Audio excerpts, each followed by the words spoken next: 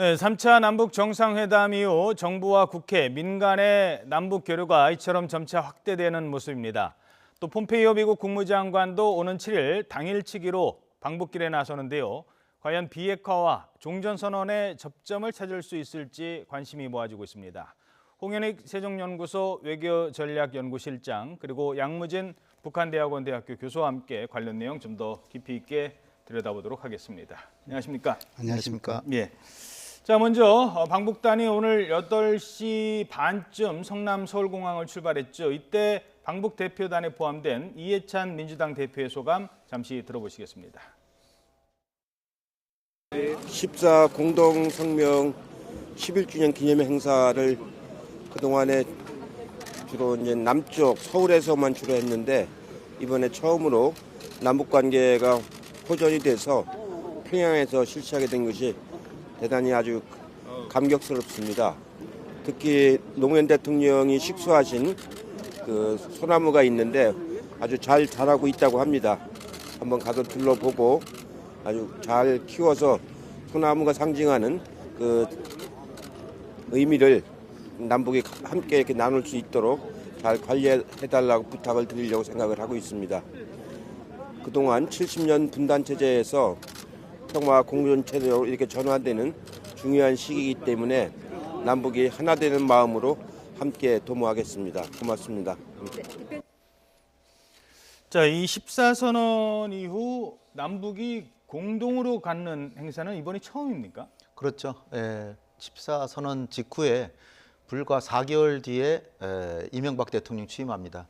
그리고 나서 처음부터 아주 강경 정책을 한 건 아니지만 사실상 전임 정부의 합의이기 때문에 별로 이제 중요시하지 않다가 그러다 박광자 씨 살해 사건 나고 하니까 그 다음부터는 아예 14선언의 의미 자체를 사실상 박근혜 정부 때까지 별로 주의를 기울이지 않고 그냥 방치했던 거죠. 그런데 이제 제가 제일 조금 모순됐다고 하는 게 박근혜 정부는 그래도 남북 간의 신뢰 회복을 얘기를 했는데 신뢰 회복이 정상 간의 합의를 완전히 무시하면서 신뢰 회복이 되겠습니까? 그러니까 지금이라도 문재인 정부가 출범해서 그간에 상당한 성과가 있었던 걸 다시 되살려내서 사실상 판문점 선언과 평양 선언으로 거의 대부분의 정신이 살아났어요. 그러니까 참 다행스럽게 생각하고요. 임기 아직 대통령 초반이기 때문에 향후에 남북 관계에 많은 발전이 있기를 기대하는 그리고 그걸 다지는 행사가 되리라고 생각합니다. 예. 지금 말씀하신 것처럼 11년 만에 갖는 행사, 이번 행사 갖는 의미는 어디에 있다고 보십니까? 이 한반도의 평화, 안정을 위해서 가장 중요한 것은 대화와 교류가 함께 가야 되겠죠. 또 그리고 이 대화 교류에 있어 가지고 더욱더 발전되려면 정책의 투명성, 또 일관성, 지속성이 필요합니다. 그런 상황에서 정상 간의 합의서, 여기에 대해서 한번 되돌아보면서 이행 의지를 다지는 그것이 상당히 중요하고 더 중요한 것은 민과 간이 함께하는 이런 그 나름대로 공동행사를 치른다. 이것도 중요합니다. 그런 차원에서 아마 11년 동안에 이런 그 14선언이 이행이 안 됐지만도 지금 와서 그 이행 정신이 현재의 판문점 선언 또 그리고 9월 평양 공동선언과 상당 부분 개성 발전 그런 그 있기 때문에 이번 그 이 남북의 공동행사는 앞으로 한반도의 비핵화와 평화 정책 더 나아가서 정책 일관성에서 나름대로 큰 의미를 부여할 수 있다고 생각합니다. 160여 명이 방북하는 게 꽤 규모가 클 것 같은데 현지에서 행사도 클 것 같죠? 어떻게 보십니까? 그렇습니다. 이거 행사에 대해서는 양 정상이 합의했기 때문에 아마 그 합의 이행 차원에서 이루어지고 특히나 김정은 위원장이 아버지 때 김정은 위원장이 합의한 이 부분에 대해서 개성 발전식이 있다는 그런 측면이 크기 때문에 아마 대규모 이 행사뿐만 아니고 관람 이걸 통해 가지고 남북한이 하나 되는 모습을 보여주는 계기점을 찾을 것이다. 저는 그렇게 생각합니다. 구체적으로 어떤 행사가 있죠? 3일간? 제일 중요한 건 이제 내일 아침에 인민문화궁전에서 14 공동선언 기념 행사가 이제 공식 행사가 있고요. 예. 오늘은 이제 지금 아마 거의 도착했을 것 같은데요. 평양에 도착해서 고려 호텔의 여장을 풀고 그다음에 이제 오후에 과학 시설, 이 교육 시설 이런 데 보고 그다음에 평양 그 대극장에서 환영 공연, 그다음에 환영 만찬 이런 걸 하고 내일은 이제 그 공식 행사 한 다음에 이제 옥류관에서 식사하고 그다음에 이 문재인 대통령도 보셨듯이 집단 체조 구경하고 그다음에 각계 이제 분야마다 이제 접촉이 이루어지고 교류 협력을 이제 논의하면서 틈틈이 이제 하는 거죠. 그리고 이제 모레는 노무현 대통령 심으신 그 소나무 거기 가보고 거기 이제 노건호 씨가 이제 가서 김영남 최고인민회의 상임위원장하고 같이 가서 이제 본답니다. 그래서 이 남북 간에 지금 양 선생님이 얘기하신 것처럼 우리는 하나다라는 것을 다시 다짐하고 그 다음에 비핵화만 조금만 진전이 있으면 7일 바로 우리가 알 수 있지 않습니까? 7일 날 비핵화에 큰 진전이 이루어지면 그 다음에 남북 간의 관계는 사실상 국제사회가 말리기가 어려운 상황이 될 수도 있다는 것을 행동으로 보여주는 거죠. 그래서 예. 남북 경협이 활발하게 진행되는 계기가 될 수 있다. 왜냐하면 6.15 공동선언과 달리 14선언은 상당히 경협 부분이 많이 있었거든요. 이 행사를 크게 치른다는 것은 남북 경협이 앞으로 진행된다는 것을 미리 보여주는 거다. 이렇게 생각됩니다. 예. 자, 그렇다면 14선언이 선언된 지 11년이 지나도록 왜 그동안 이행되지 못했는가에 대한 분석을 좀 해보도록 하겠습니다. 문재인 대통령은 최근에 그 대국민 보고를 통해서 정권이 교체됐기 때문이다라고 얘기를 하기도 했습니다. 보수 정권이 들어서서 14선언이 이행되지 못했다라는 주장과 북한이 그동안에 핵실험하고 미사일 발사했기 때문에 이행되지 못했다라는 주장이 지금 같이 지금 혼재되어 있는 것 같아요. 전문가 입장에서는 어떻게 보십니까? 이 정부라는 것은 이 원인이 어디에 있든 간에 한반도 상황을 안정적으로 관리할 책무가 있습니다. 지금 이제 이명박 정부 들어가서 비핵개방 3천을 외쳤지요. 그 속에서 그 이야기가 틀렸다는 이야기가 아닙니다. 이것도 한반도 상황을 안정적으로 관리하면서 비핵화도 이끌고 비핵개방도 이끌고 나와서 북한을 도와가지고 3,000달러 하는 거 아닙니까? 그런데 그 과정을 보면은 예를 들어가지고 2008년도에 딱 들어가자 몇 개월 후에 이제 박광자 씨 사건이 터져가지고 그것도 결국 뭡니까? 금강산 관광이 전면적으로 중단된 사태가 벌어졌단 말입니다. 예. 이것도 충분하게 남북 간 협의해가지고 좀 시간을 그래도 할 수 있는데 이게 단절부터 되었다. 그 원인이 북한에 있든 어떤 간에 과연 상황을 안정적으로 관리했느냐 책임이 있고 또 그리고 2008년 12월 달에 육자회담이 전면 중단됐단 말입니다. 이것이 뭐 부분 검증이냐 전면 검증이냐 있어가지고 이것이 북한의 원인이 있다 치더라도 그것을 끌고 가야 되는 것이 우리의 책무예요. 그 이외에 뭡니까? 그 이외에도 보면은 뭐 이 천안함 폭침이라든지 연평도 사건이라든지 굉장히 많았잖아요. 결국은 뭐냐 하니까 이명박 정부 5년 동안에 한미동맹은 역대 최상이었습니다. 한국전쟁 이후 최상이었는데 한반도 상황은 역대 최악이었습니다. 그런 측면을 봤을 때 이 14선언 이행 문제와 이명박 정부의 대북과 또 거기에 대한 대북 정책 여기에 대해서 서로 연계를 지으지 않을 수 없다. 그런 측면을 봤을 때 저는 원인보다도 한반도 상황을 안정적으로 관리하지 못하는 그런 이 이명박 정부의 정책 여기에 대해서 저는 비판하지 않을 수 없습니다. 어떻게 보십니까? 저도 뭐 크게 다르지 않는데요. 통일부에 가보시면은 회의실에 그 이명박 대통령이 쓰신 그 액자가 하나 있는데요. 상생과 공영의 대북 정책 이렇게 써 있어요. 예. 근데 구호는 상생과 공영의 대북 정책인데 실제로는 비핵개방 3천에다가 대북 강경 정책 그리고 어떤 그 상당한 압박과 제재에 의해서 뭔가 남북 관계에 북한이 먼저 선행동을 하기를 기다리는 그런 행동을 했고 거기다 이제 박광자 사건 이런 게 터졌지만 중요한 것은 이 북핵 문제가 전면에 아문을 들이고 있었죠. 근데 그 북핵 문제 자체도 사실 노무현 정부 때까지 북한의 핵을 동결시키고 폐쇄시키고 90%까지 불능화시키고 사찰까지 이제 받으려는 그 순간에 이명박 정부 들어왔거든요. 그때 좀 더 대화 노력을 해서 더 나아갔으면 지금 북한이 저렇게 완전한 핵을 가지지 못하게 만들 수도 있었습니다. 근데 거기서 갑자기 강경 정책으로 가니까 그러니까 북한이 너네가 잘못했으니까 너네가 무조건 먼저 폐기하는 쪽으로 가라는 식으로 압박을 하니까 북한이 오히려 더 움츠러 들어가지고 오히려 핵 개발을 열심히 했고 정말로 아쉬운 것은 그 당시에 오바마 행정부가 들어서서 뭔가 대화를 해보려고 했지만 그 오바마 행정부도 결국은 전략적 인내라는 정책을 해서 북핵 문제 해결을 동북아 정책의 1순위에 놓지 않고 동북아에서 주한미군을 값싸게 유지하고 그다음에 중국을 관리하고 한미동맹, 미일동맹을 관리하면서 북핵 문제를 후순위에 뒀기 때문에 결국은 이명박 정부나 박근혜 정부에서 상생과 공영의 대북 정책, 신뢰 회복의 대북 정책을 했지만 말과 행동이 달랐기 때문에 결국은 북한으로서는 신뢰를 하나도 얻지 못하고 남북 대화가 오히려 북미 관계보다 더 나쁜 그런 상황이 됐기 때문에 어떻게 나갈 수가 없었죠. 따라서 지금 중요한 것은 지금도 북미 관계가 안 좋아질 수도 있습니다. 그럴 때를 대비해서 그러면 북미 관계 안 좋아지면 우리 남북 관계 더 나빠져요, 통상. 그렇지 말고 설사 북미 관계 나빠지더라도 남북 관계는 기본 관계는 유지해서 우리가 북미 간의 대리전을 하면 안 된다. 우리가 최소한의 남북 관계는 우호적인 관계로 가지려고 하는 노력을 최대한 기울이면서 북미 관계가 틀어지더라도 그때도 우리가 중재를 하고 평화적으로 한반도 상황을 관리해 나가야 된다. 이렇게 생각하기 때문에 지금 중요한 말씀을 하셨는데 네. 지금 사실 이게 우리가 지금 경협을 한다 하더라도 북한과 미국 간의 핵 협상이 제대로 안 되면 경협을 할 수 그렇죠. 없는 네. 현실적 상황이 있습니다. 유엔 제재라든가. 그럼에도 불구하고 우리가 더 노력을 해야 된다. 그 부분을 강조하신 것 같아요. 그 부분에서 제일 통탄하는 게 개성공단 닫은 겁니다.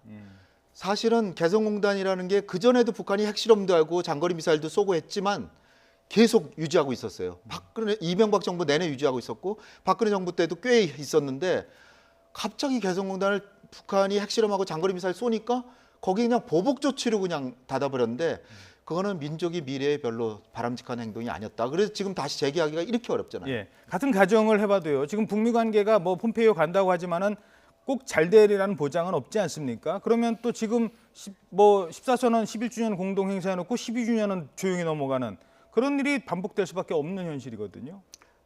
이 한반도 문제는 남북한의 문제이면서 국제적인 성격을 띠고 있기 때문에 그래서 문재인 대통령이 계기시마다 남북 관계와 북미 관계 발전이 선순환돼야 된다. 그래야만이 비핵화도 촉진시키고 평화도 정착시켰다. 이것은 뭡니까? 현실에 토대한 방안 구상이단 말입니다. 그래서 지금까지 그렇게 되어 왔지요. 근데 이제 우리 지금 이제 홍 실장께서 혹시나 남북 간에는 신뢰가 쌓였지만도 아직까지 북미 간에 신뢰의 초보 단계이기 때문에 언제든지 깨질 수 있다. 아니면 연기 지연될 수 있다. 막 그런 측면에서 동의를 합니다. 그럴 때일수록 남북 최정상 간의 신뢰 또 그리고 민간거리 교류 이것을 해야 되죠. 이 속에서 뭡니까? 경쟁력이 상당히 북한의 일 뭡니까?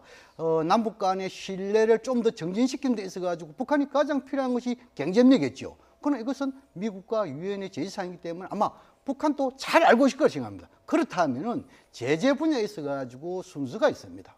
일례로 좀 더 비핵화가 진전이 되면은 인도적인 문제에 대해서는 제재를 완화하고 여기서 좀 더 비핵화 한 단계 더 도약되면은 주민생활 향상과 관련된 부분에 대해서 좀 하고 마지막에 완전한 비핵화되면 투자 개념으로 나가겠죠. 그런 식으로 봤을 때 미국도 선비핵화 후 대북 제재 해제 이런 식으로 갈 것이 아니라 비핵화 진전에 따라 대북 제재 완화할 수 있다는 나름대로 유연성을 보여주는 것이 이 한반도에 있어 가지고 미국이 지속적으로 영향도 행사하고 나름대로 한반도 평화에 있어 가지고 자신의 주도 역할을 할 수 있는 그런 대목이 아니겠냐. 그런 측면에서 미국이 좀 더 북한에 대한 자세, 변화가 필요하다. 그런 생각이 듭니다. 예. 한 말씀 먼저 예. 드리겠습니다. 8월 말에 김영철이 폼페이오 장관이 이제 평양 방문하려고 할 때 선물 없이는 올생 안 오는 게 오지 마라라고 경고 그런 얘기 편지했잖아요. 했었죠. 그러니까 트럼프 대통령이 그럼 가지 마라 딱 했잖아요. 그 뒤에 한미연합훈련 재개해야 된다 뭐 그래가지고 이제 다시 작년으로 돌아가려는 분위기가 있었습니다. 만약에 과거 보수 정부였다면 그때 우리 정부도 미국이 북한을 손보려고 그러구나. 그럼 우리도 강경책을 해야 되겠다. 그 북한을 해야 돼 압박과 제재를 더 강화했다고 생각해 보세요. 문재인 대통령처럼 특사단 보내고 대통령이 직접 가셔서 중재한 게 아니라 더 강경책, 미국처럼 강경책을 했다. 그럼 김정은은 아마 돌아서서 그럼 핵 포기 안 한다. 우리가 뭐 굶어 죽냐. 우리 그냥 핵 가지고 살겠다라고 했을 가능성도 저는 있다고 봅니다. 그러면 지금의 그 결과를 비교해 볼 때 이렇게 특사단 보내고 남북 정상회담하고 뉴욕에 가서 외교해가지고 다시 북미 관계 화해 분위기로 만드는 게 이게 나은 정책이지. 미국하고 한미 공조만 중요하다 그래가지고 미국이 강경책하면 무조건 강경책을 하고 그러면 결국 우리의 입지는 점점 약해지면서 국제사회의 존재감이 점점 약해지죠. 그 사실 그런 면에서는 문재인 정부의 초창기에 남북 관계의 어떤 그 흐름을 바꿔놨다는 게 큰 우리에게는 행운, 다행일 수도 있을 것 같습니다. 지난 노무현 정부는 뭐 말씀하신 것처럼 14선언 하자마자 다음에 이제 정권 교체됐거든요. 근데 앞으로 뭐 최소 3년을 계속 이제 이 관계에서 이끌어갈 수 있는 계기가 되기 때문에요. 그런데 이게 문재인 정부, 대한민국 정부가요. 뭐 김정은 정부와 다른 이유는 그러니까 북한 정부는 김정은이 하겠다 하면은 그냥 하는 거예요. 하지만 문재인 정부는 하겠다 해도 자유민주주의의 뭐 그게 한계일 수도 그렇죠. 있고 장점일 수도 있습니다. 야당의 동의를 받아서 국회 비준을 받아야 됩니다. 과연 뭐 판문점 선언부터 시작해서 앞으로 이 전망 어떻게 보십니까?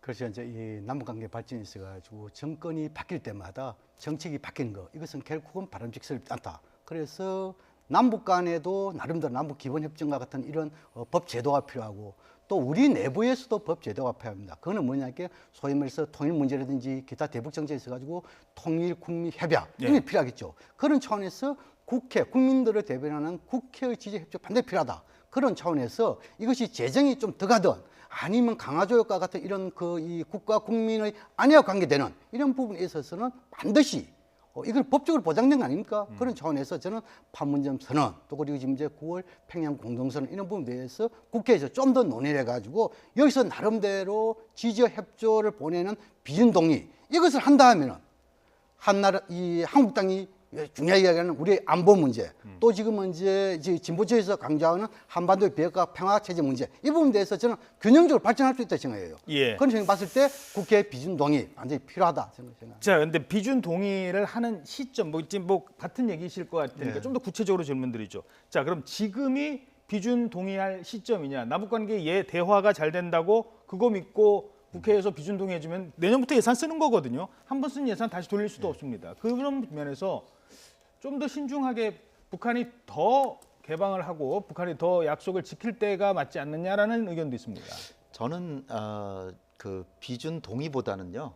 사실 여야가 뜻을 합치하기 위해서는 야당에서는 보수 야당은 지금 반대하잖아요. 비준 못하겠다 하잖아요. 근데 그 내용 중에 보면 형식상으로 판문점 선언의 내용이 약간 그 구체성이 결여된 부분들이 있어요. 조약이 아니거든요.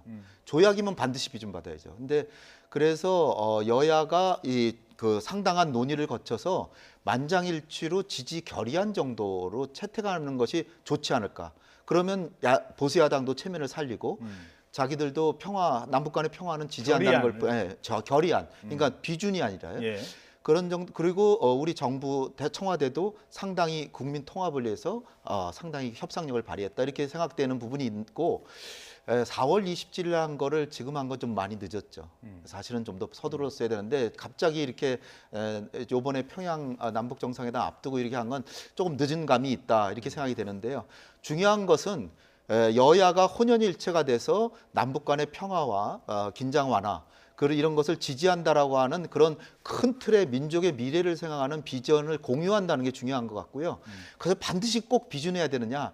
지금 비준이 아니더라도 좀 이렇게 서로 향후의 미래를 보면서 여야가 합치해가는 방향의 해결책을 찾는 게 해안이 아니겠나 저는 그렇게 생각합니다. 그 부분에 대해서 물론 뭐 협조가 상당히 중요하겠죠. 그런데 지금 이제 2000년 6.15 공동선언 그리고 또 2007년 14선언 뭐 또 과거에 이런 여러 선언이 있어가지고 우리 국회 지지 결의안도 내고 또 심지어 유엔에서도 결의안 냈습니다. 그러나 뭐 정권이 바뀔 때마다 거기에 대해서 상당히 소요하고 거의 이행을 안 했죠. 특히나 저는 오히려 4.27 이런 판문선언에 대해서 국회 비준 동의는 늦었다고 생각합니다. 예산 문제를 이야기하는데요. 이미 뭐 우리 홍 시장 잘 아시지만도 국회에서 일례로 북한에서 남북 교류 협력 기금 있지 않습니까? 이것이 약간 1조에서 1,500억 되지요. 이것은 뭡니까? 국회에서 사전에 심의 의결한 것을 서는 겁니다. 마찬가지입니다. 국회에서 예를 들어 가지고 판문점 선언에 대해서 비준 동의를 한다 하더라도 그 예산에 대한 의결 확정 이런 부분에 대해서는 국회에서 하는 겁니다.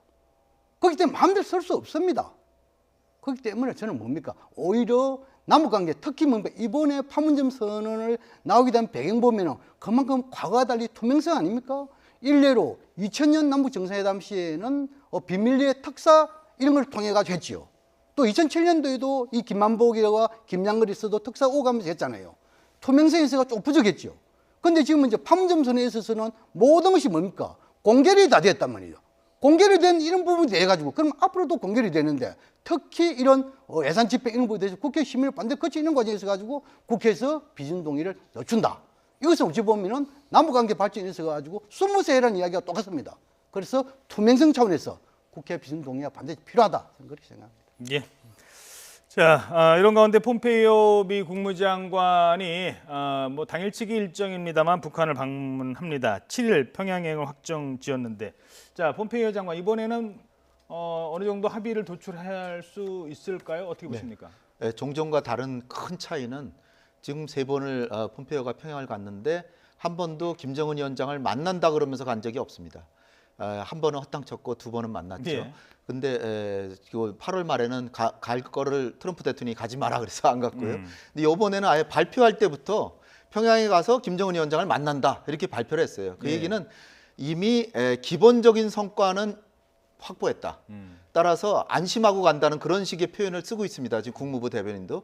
그러니까 기본적인 합의는 될 것 같은데 기본적인 합의는 뭐냐면 오늘 강경호 장관의 인터뷰 내용이 오늘 나왔는데요. 지금 종전에는 우리가 평양 남북 정상회담 이전에는 북한의 핵 신고와 종전선언을 맞바꾼다는 얘기가 있었잖아요. 근데 북한이 핵 신고만은 전면적인 신고는 못 하겠다라고 버티는 것 같아요. 따라서 제가 볼 때는 기본적으로 이 동창리의 엔진 실험장 이거는 IAEA 사찰단 관찰하에 연구 폐기하는 걸 그냥 시범적으로 먼저 보여주고 예. 그냥 그러니까 선제적으로 하는 거죠. 그 다음에 종전선언을 합의하면서 북미 정상회담하고 종전선언에 합의하면서 영변 핵시설의 연구 폐기로 바로 들어가는 그런 시간표 정도를 짜놓지 않았을까 이렇게 생각이 되고요. 좀 더 기대하건대는 거기다가 하나 더 덧붙여서 영변의 시설은 신고하겠죠. 왜냐하면 연구 폐기하니까 영변의 시설이 북한의 핵시설의 50%가 넘습니다. 그거 연구 폐기한다는 건 대단한 거거든요. 그 부분은 신고를 하면서 또 하나 덧붙인다면은 만약 미국이 대북 제재를 완화하거나 대북 제재의 적용을 면제하는 조치, 이를테면 남북 경협은 면제해주겠다라는 식으로 한다면.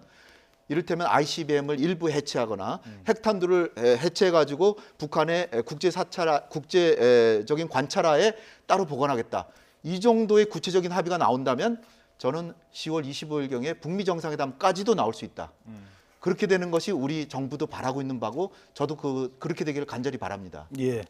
그러기 위해서는 이 협상의 당사자의 태도 변화가 중요한데요. 미국의 태도에 약간의 변화를 감지할 수 있는 부분이 있습니다. 폼페이오 장관이 북한과 비핵화 시간 게임을 하지 않겠다는 언급을 했는데요. 폼페이오 장관의 발언 함께 들어보도록 하겠습니다. You said that you want rapid denuclearization of North Korea completed by January 2021. Those are entirely consistent with each other. We want it fast, but we're not going to play the time game. So I'm not going to comment on the progress of the negotiations on the end of war declaration or any other items. 자, 시간이 중요한 게 아니다. 뭐가 더 중요한 건가요? 네. 그래서 시간이 중요하지 않을 수 없죠. 지금 이번에 폼페이오 장관이 방북에 있어가지고 아마 방북 목적은 3가지일 겁니다. 첫 번째는 이제 홍 실장이 말씀하신 대로 그간에 북미 간 실무자 간의 비핵화 체제 보장하는 로드맵 여기에 대한 일종의 그 결과에 대한 확인하는 작업 하나 있겠죠. 두 번째로는 그 트럼프 대통령의 친서 전달 하나 있겠죠. 마지막 3번째로는 제2차 북미 정상회담의 날짜 그리고 어제라든지 장소라든지 이런 거 있겠죠. 막 그런 부분이 있어가지고 아마 빈칸은 이 3번째 이것이 아니겠냐 이렇게 보여지고 지금은 이제 이 시간 게임과 관련해가지고 트럼프 대통령 폼페이오 여기에 대해서 시간 게임 여기에 대해서 하지 않겠다. 여기에 대해서는 2가지 관점에서 봐야 됩니다. 예. 하나는 국내용이고 또 하나는 대북용입니다. 국내용이라는 건 뭐냐면 결코 시간을 갖고 북한에 대한 대화 구걸하지 않겠다. 이것을 지금 이제 중간 선언까지 상당히 보여주는 것이겠죠. 막 그런 의미고. 그럼 대북용에 대해서는 어찌 보면은 북한이 오히려 시간이 급한 거 아니겠습니까? 지금 이제 비핵화 결단을 내린 데 있어가지고 가장 큰 목적이 주민생활 향상, 경제적 극복 아닙니까? 그걸 하려면 미국의 대북 제재가 완화되겠죠. 근데 시간이 없단 말입니다. 근데 그게 뭡니까? 시간 게임 하지 않겠다. 이것은 뭡니까? 북한이 빨리 너희들이 비핵화에 대해서 진전을 해야만이 시간이 뭡니까? 북한 편이 되는 것이 그러지 않은 경우에는 미국 편이다. 이거 아닙니까? 심리적으로 소위 말해서 북한한테 압박했죠. 그러나 우리가 과거 경험적으로 컨트롤로 봤을 때 비핵화 체제 보장 어렵습니다. 시간이 많이 걸립니다. 그럼에도 불구하고 핵심적인 것이 뭐라는 걸 알기 때문에 아마 이 부분에 대해서는 적어도 로드맵이랄까 이 부분에 대해서는 실무자 간에 어느 정도 컨트롤 그림은 그렸을 것이다. 그래서 이번에 김정은 위원장과 폼페이오 장관 간에 확인할 것이다. 저는 그렇게 생각합니다. 전에는 시간이 중요하다고 했는데 지금 시간이 중요하지 않다는 건 태도 변화를 얘기하는 건가요? 글쎄, 그게 뭐 태도 변화 아까 제가 방금 이야기했잖아요. 지금은 이제 내부용과 대북용 이런 측면 봤을 때 결국은 뭡니까? 어제 보면은 예를 들어 가지고 시간이 예를 들어 가지고 북한식으로 상당히 많은 시간이 걸린다라고 한다면 지금까지 폼페이오 장관과 트럼프 대통령이 비핵화 과정에 대해서 몰리 얘기하고 시작해 봐야 되겠죠. 그리고 실제 예해보는 시간이 많이 걸리다. 이렇게도 볼 수 있지만 저는 그거보다도 오히려 대내 대북령에 더욱더 무게중심이 있다 이런 생각이 듭니다. 알겠습니다. 자, 오늘 말씀 여기까지만 듣도록 하겠습니다. 14선언 공동행사 방북단의 평양행과 관련해서 두 전문가와 함께 얘기 나눠봤습니다. 두 분 고맙습니다. 감사합니다.